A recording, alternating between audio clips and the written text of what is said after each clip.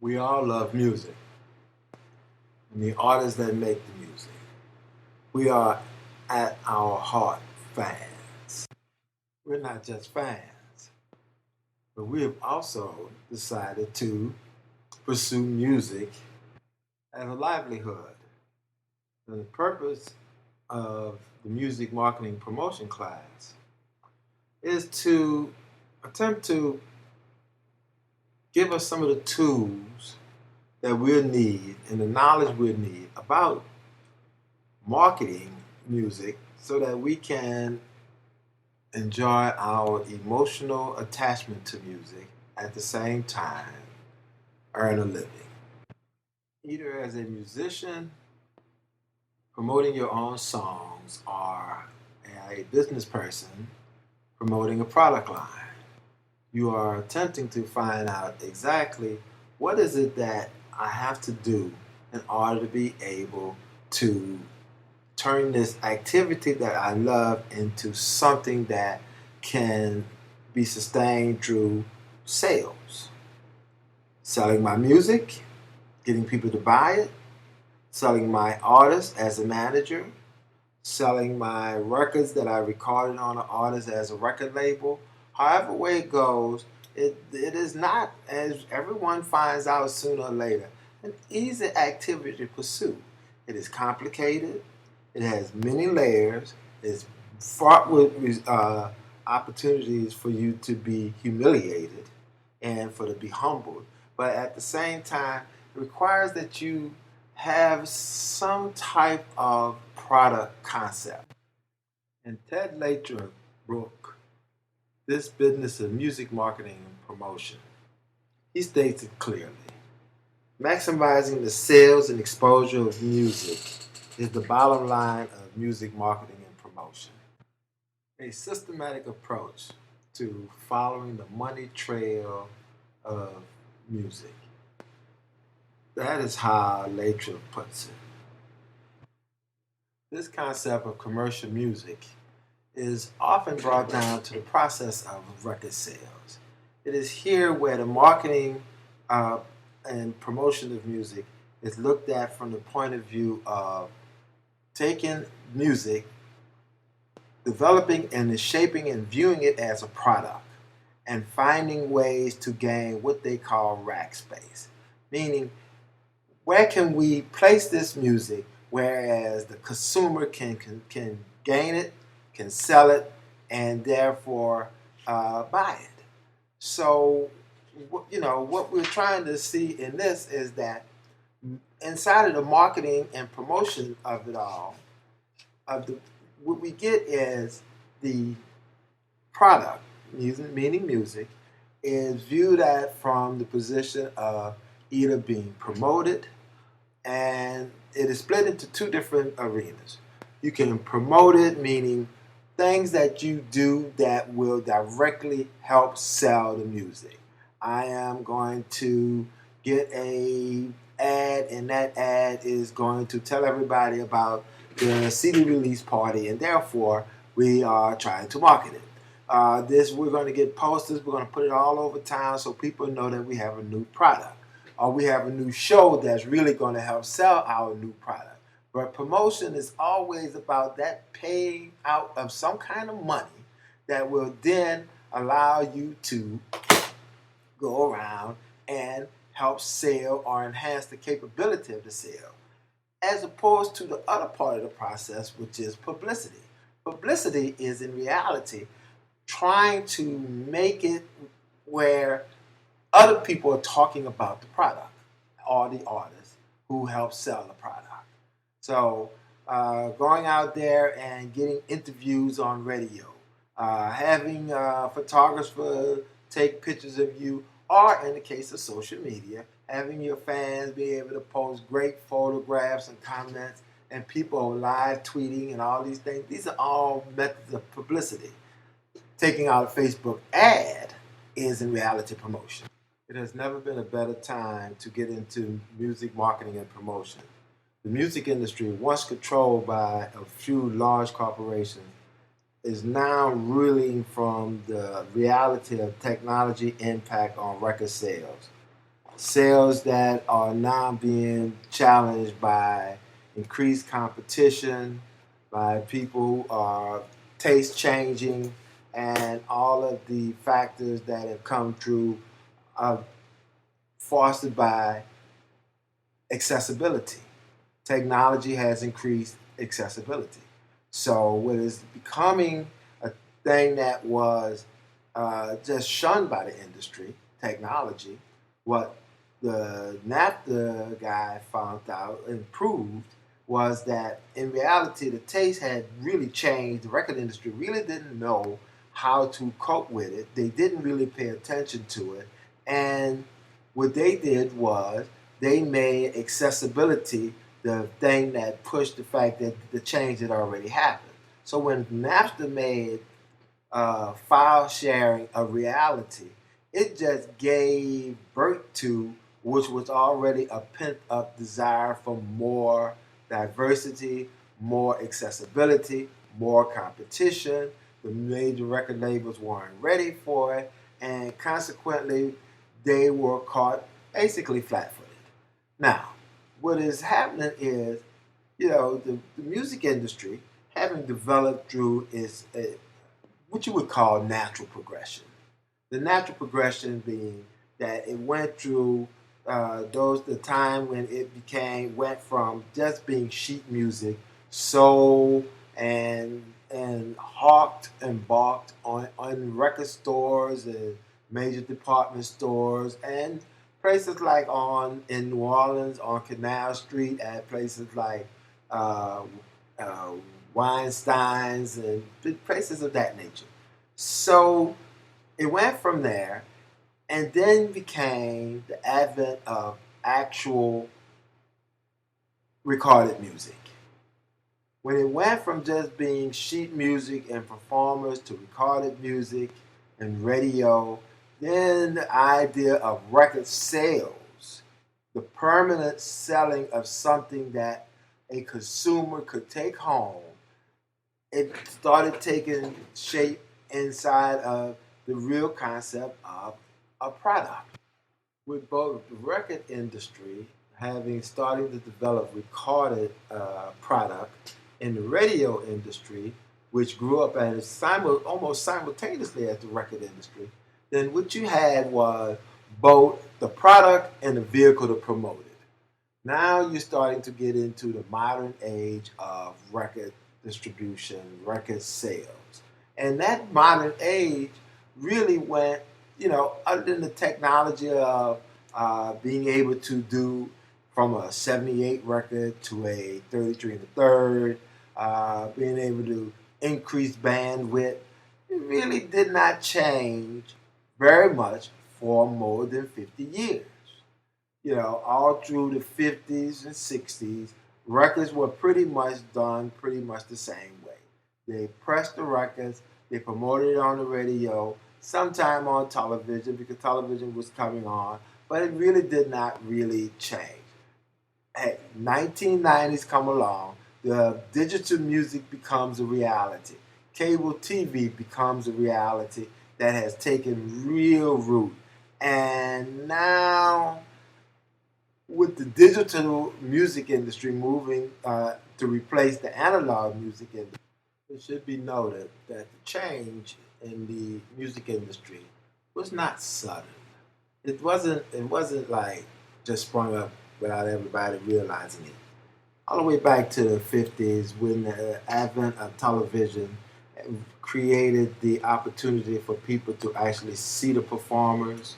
Variety shows started to become popular. Alan Freed, then Ed Sullivan. All of these different ways started introducing the general public to the idea that, we don't just have to go to concerts to be able to see artists. We now can see them on television. As the idea of television became more and more when cable started to come online, then cable started the MTV revolution.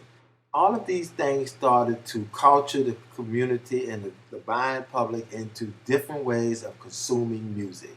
It was that forerunner of what became digital. Once digital, which had existed long before, it wasn't like a new invention. It was just a method of how are we going to deliver it. As technology came to the point where it now knows how to deliver these digital signals, then the music industry and technology were ready to make the change. They made the change to digital.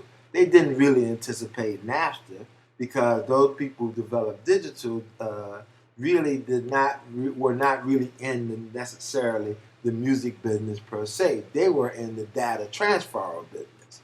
But what really happens is that now more than ever, there are a bunch of opportunities for people who want to get into marketing music. But there are challenges because one of the challenges that people always have to realize about music is that it is changing. And now, with the advent of technology pushing it, it changes quickly. That's one of the things that the copyright law always took into consideration. The fact that you're never going to know what is the future technology that is going to deliver the music. So always be aware that in selling music, that is one of the things that you're going to have to be aware of. These changes and challenges and opportunities in the music industry has forced the major corporations to move into basically what you would call supply chain ownership. They're attempting to solidify ownership of all levels of music creation and distribution. These giant conglomerates are doing this in reaction to the fact that their traditional model uh, doesn't exist anymore. And they're taking advantage of the fact that some of the laws have allowed them to basically just almost become monopolistic. Now, they wouldn't call it monopolistic, and I'm not even certain that I should call it monopolistic. But in reality, it operates in a way that allows them to own large parts of both the creation, the delivery, and the marketing of the product, and consequently, they tend to have control. Now, inside of this, the challenges and opportunities, technology kind of throws a wrench into it. Technology sets up a situation where, well, okay, the independent person can uh, make their own way of gaining access to the industry. So you have the internet, you have the streaming services, you have the Spotify, the Pandora, all these different things, and YouTube and methods that people are having that are saying, okay, we see that there are these large corporations, but hey, we also see that you really can't change and control it all. So with the development of new technologies, what you wind up having is uh, the challenge back and forth is the opportunities, is the challenge. Everybody's trying to control what they can control, and new artists and organizations are trying to get into the chain. You have to work technology very, very well to challenge the system. So that is a place that people need to pay close attention to because it is one of those only equal playing fields that you really have out there. Once you get past all of the challenges, opportunity, and changes, we get back down to exactly what is music marketing promoters' major goal, which is to sell the product. So you have to be concerned and aware of exactly what are the sources of income in today's marketplace. So this is what independents and majors are all looking for. So here's some of them. You got the retail sales of CDs, tape, DVDs, and other formats. Ticket sales for live performances. Royalties and fees earned from performances of recording on radio and television. You have royalty earned from cover versions that are performed by other people of your music, uh, which the large artists always love, and the publishers love that too. Fees for re-recording and the play of music and other forms where they're taking the songwriter's music and they're changing it around a bit, but they're still the songwriters of original music. Retail sale income and royalty earned from sheet music. Sales of t-shirt, jacket, tour books, and other promotional merchandise. Subscription from fees and internet-based income from artists, sound exchange, the digital music download, and the stuff that you get from website. It has expanded quite a bit. Now, often none of this is very large, particularly the stuff that is new technology, because it doesn't really sell that physical product. But being aware of the sources of income, targeting them as what you want to do is part of what music marketing and promotion is doing. It takes your record, make you conceive it as a product, and therefore you begin to look for where are these small income streams. Small income streams become big income streams. Here's the challenge. How do you gain access to these sources of income? That is a big question. Traditionally, an artist or his organization would have to sign a contract with a major record label. They handled all the publicity, promotion, marketing of the product, and therefore you wouldn't have to do anything then, sit back and hopefully become successful. That doesn't really exist anymore. Sign with a music publisher, which handles the administration and promotion of the original music that you write if you are an artist that writes original music. This is why this becomes important. Affiliate with a performing rights organization, which, like ASCAP or BMI, they would traditionally make certain that whichever your music that was played on the radio or on television, whatever airplay, they would go and get your royalties because you derive royalties from them just playing your original music, or even your song, even your recording. You would market through partnerships with established management agencies if you were big enough to be able to get an established management agency to take interest in you. You would hire an independent publicity firm to support the record publicity effort. This is still a viable approach because often you need somebody else who works the channels of publicity. It sounds easy, but if you ever have to promote your own show and work with the music journalists and all the different places, you find that, people who they deal with a lot, like publicists, always get a better shot at it than you. With the rise of technology has given us the independent music industry. The independent music industry specialized in going after income using certain guerrilla strategy. They will record records in small studios using digital technology. Makes it less expensive, and it's something that they can control because they record it themselves. They burn CDs one by one or order them in mass duplication and storage of CDs directly from commercial outlets. They use the internet and other local media to promote the music in their act. They sell CDs via the internet, direct mail, or phone orders, or out of the trunk of the car. They sell digital song file over the internet through various websites. Everybody knows about CD Baby and iTunes, but there's a whole international slew of them. And they market the CD directly to smaller record stores and other retailers. They personally book their live shows. They establish a small publishing company to deal directly with performing rights agency, and they divide brand-oriented new music increase sources. So, guerrilla marketing tactic for an independent person or independent music organization is what an indie has to do. But you have to kind of study it all so you'll get a good idea of exactly what's the challenges and take a little bit from the old, add a little bit of the new, and go for making certain that your product is of all things sold. The Lathrop book gives sound advice for those who are endeavoring into becoming a music marketer, independent artist, independent record label.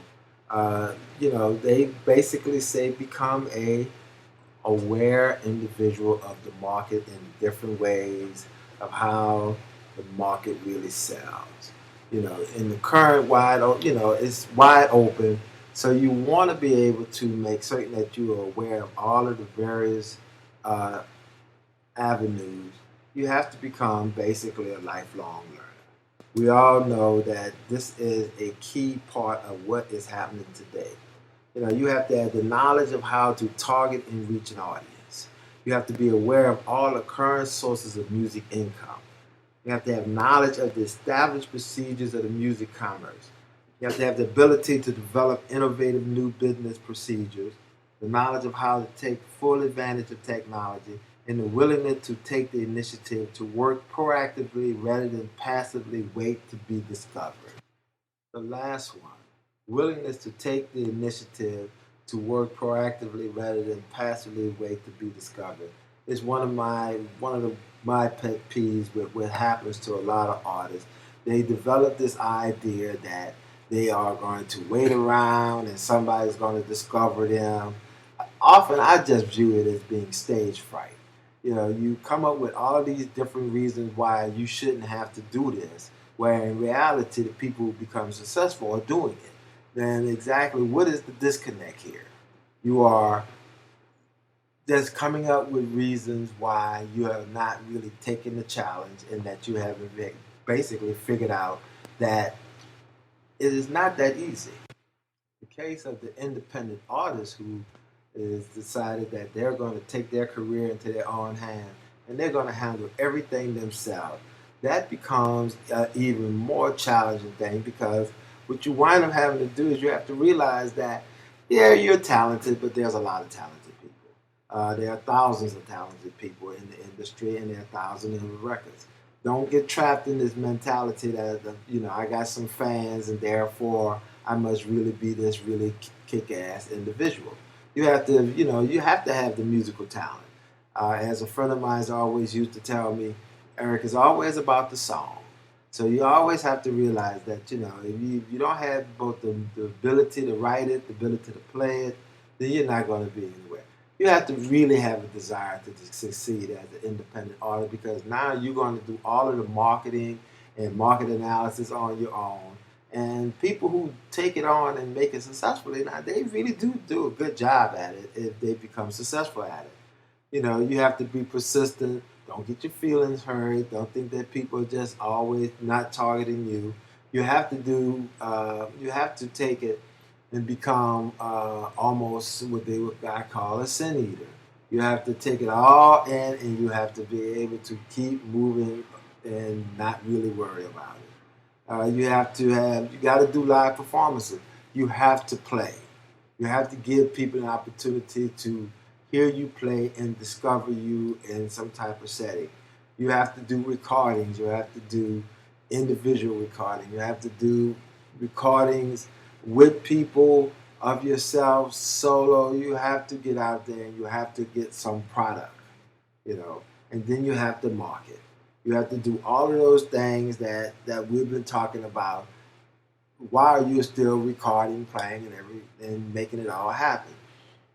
This is the challenge. You have to be very organized, very focused, and driven to become that particular independent artist.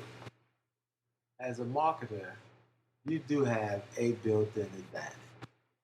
As a music marketer, you have the advantage of selling music. Music is a universal product. It is something that over the ages has created this uh, wellspring of great feelings and memories for people. So people are predisposed to really wanting to buy music. So it's not something where that you're selling a product that nobody really wants. Really, what you really are trying to do is figure out what are those real developments and those real techniques that you really have to have to successfully do it. But be assured it has been done and you can master this particular technique too. This is the end of part one.